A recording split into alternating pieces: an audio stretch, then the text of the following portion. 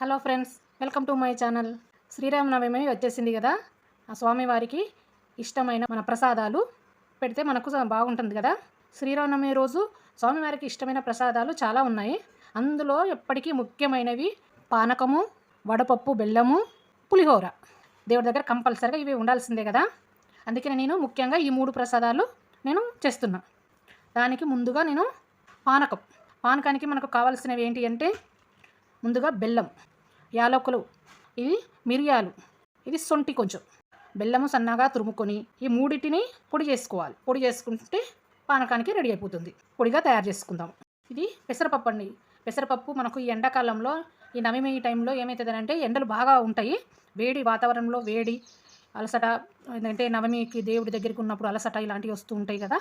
అందుకోసమని పూర్వీకులు మన కోసం ఏం చేస్తారంటే, ఈ పెసరపప్పు ఒంటికి సలవ చేస్తుంది. అందుకని ఈ పెసరపప్పు నానబెట్టి తింటే ఒంట్లో ఉన్న వేడి అంతా తీసేస్తూ ఉంటుంది. అందుకనే వడపప్పు, ఈ పానకము తీసుకోవడం వల్ల అప్పుడు మళ్ళీ ఉత్తేజంగా తయారైపోయి దేవుడి దగ్గరికి వచ్చినప్పుడు మనం ఆరోగ్యపరంగా కూడా ఎలాంటి ఇబ్బందులు లేకుండా ఉండడం కోసము, ఇటు దేవుడికి ప్రసాదంగా ఉండడం కోసము పూర్వీకులు మనకి సింపుల్గా హెల్దీగా ప్రసాదాలు మనకు చూపెట్టారు. పెసరపప్పును ఏం చేయాలంటే, మంచిగా 2 సార్లు శుభ్రంగా కడిగేసి ఒక 2 గంటలు 3 గంటలు నానబెట్టేసుకోవాలి. మంచిగా నానితేనే ఈ పెసరపప్పు రుచి అన్నది వస్తుంది, లేకపోతే టేస్ట్ అనేది ఉండదు.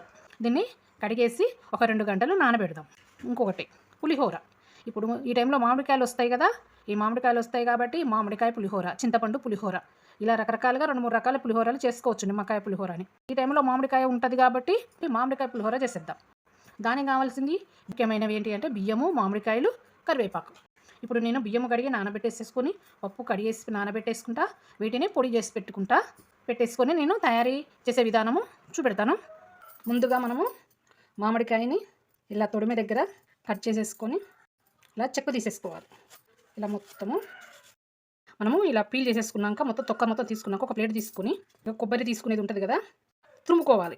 సన్నగా తురుముకోవాలి. ఒకవేళ కొంతమంది మిక్సీలో వేసుకొని మిక్సీలో గుజ్జులా చేస్తారు, అది కూడా బాగానే ఉంటుంది. కాకపోతే ఇలా మనం తురుముకోవడం వలన ఇది సన్నగా కొబ్బరిలాగా సన్నటి తురుము వస్తుంది కదా. మనం తినేటప్పుడు మనకి పులుపులాగా తగులుతుంది. అప్పుడు కొంచెం టేస్ట్ ఎక్కువగా, రుచి ఎక్కువగా అనిపిస్తుంది.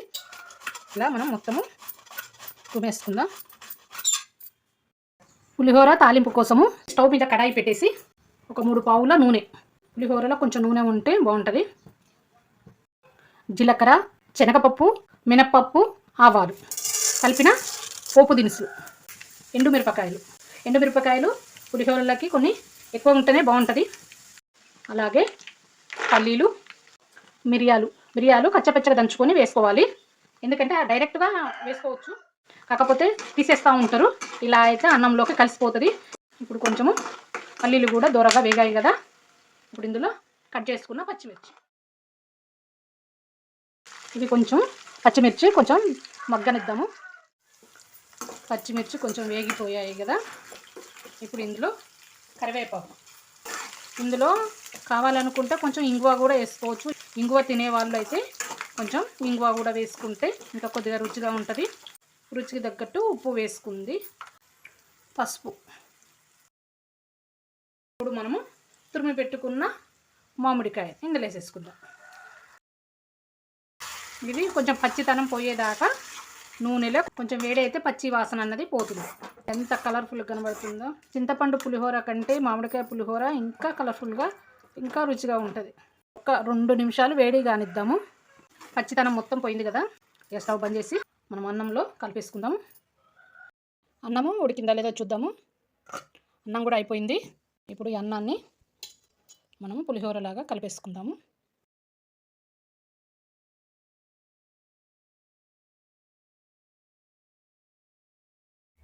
ఇప్పుడు ఈ అన్నంలోకి మనము ఇది ఇందులో వేసేసి, ఎంత కలర్ఫుల్గా కనబడుతుందో చూడండి. అసలు చాలా బాగుంది కదా. మొత్తం కలిసేలా కలుపుకోవాలి. వేడి మామిడికాయ పులిహోర రెడీ అయిపోయింది. చూడండి ఎంత కలర్ఫుల్గా, ఎంత బాగుందో. మనము పానకము రెడీ చేసుకుందాము. పులిహోర రెడీ అయిపోయింది కదా. ఇప్పుడు పానకము కొన్ని నీళ్లు తీసుకొని అందులో తురిమి పెట్టుకున్న బెల్లము, మనకు పానకం ఎక్కువ కావాలి అనుకుంటే ఇంకా కొన్ని నీళ్ళు ఎక్కువ తీసుకొని కొంచెం ఎక్కువ చేసుకోవచ్చు. ఇది మిరియాల పొడి, ఇది సొంటి పొడి, యాలకుల పొడి, ఇలాచీ పౌడర్, అంతే కలిపేసుకోవాలి. బెల్లము కరిగేదాకా ఇలా కలిపేసుకోవాలి. స్వామివారికి ఎంతో ఇష్టమైన తులసి దళం. ఈ తులసి దళము వేయకుండా పానకము రెడీ కాదు. తులసి దళము అంతే అండి. పానకం రెడీ అయిపోయింది. ఇప్పుడు వడపప్పు రెడీ చేసుకుందాము. పెసరపప్పు కడిగి నానబెట్టుకున్నాం కదా, చూడండి పెసరపప్పు చక్కగా నానిపోయింది. ఇది రెడీ అయిపోయింది. ఇక ఇంతేనండి, నానబెట్టుకొని పెట్టుకోవడం ఇది. ఇప్పుడు ఒక బౌల్లోకి తీసేసుకుందాం.